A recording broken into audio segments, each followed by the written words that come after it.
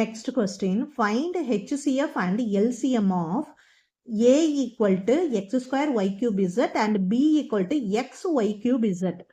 இதில் LCM HCF find out பண்ணணும். முதல் இதை factor எடுத்துக்கலாம். Aக்கு factor என்னது? X square means x 2 times, y cube means y 3 times and z. B value என்னது? X இருக்கு, y cube means y 3 times, z square இருக்கு, அப்போ z 2 times. ஓகே, இதுல காமனா என்னெல்லாம் இருக்கோ அதுதான் HCF.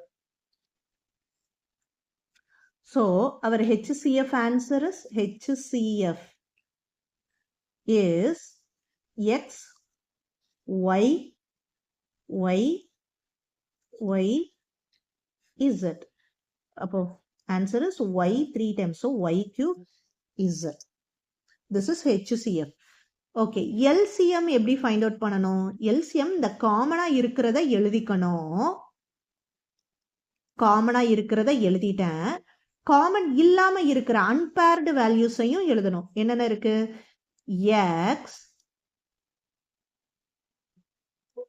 z. So அதை கிளப் பண்ணிக்கலாம். x x. So x square y cube z z. So z 2 times, so z square. So this is our HCF and LCM answer.